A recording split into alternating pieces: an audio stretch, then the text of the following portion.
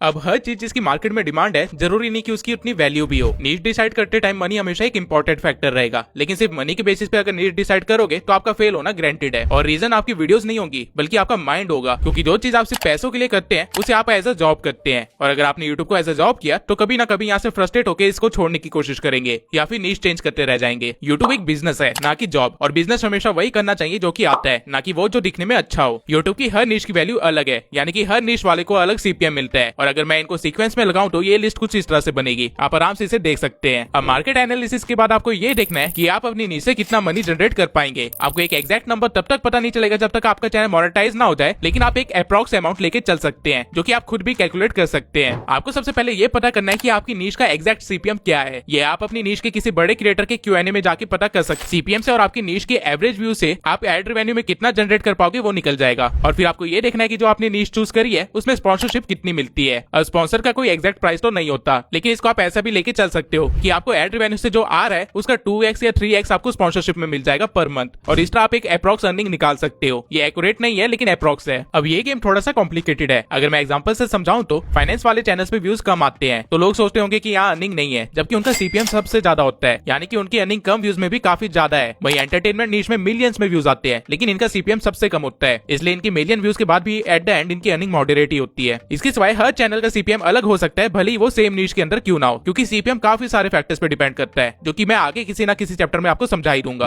अभी के लिए आप ये देखिए कि मैंने प्रीवियस सभी स्टेप्स को फॉलो करके ये सोचा था कि मूवी एक्सप्लेनेशन नीश में घुसूंगा, लेकिन मूवी एक्सप्लेनेशन एंटरटेनमेंट कैटेगरी में आएगी और इसका सीपीएम कम मिलेगा। इसके सिवाय इस नीश में स्पॉन्सरशिप भी ज्यादा नहीं आएंगी, तो मैं इस नीश को चूज नहीं करूंगा क्योंकि मनी वाले फैक्टर में ये नीश फेल हो गई है। अब मैं दोबारा से स्टेप 1 पे जाऊंगा और सारे स्टेप्स को फिर से फॉलो करूंगा, और जब मुझे कोई ऐसा टॉपिक या सब टॉपिक मिल जाएगा जो इन तीनों सर्कल्स के अंदर फिट हो तो मैं उसे एज अपनी नीश चूज कर लूंगा। अब वैसे तो इतने में आपकी नीश डिसाइड हो जाएगी, लेकिन अब एज अ क्रिएटर चीजों को ना देखते हुए एज अ बिजनेसमैन भी चीजों को देखते हैं।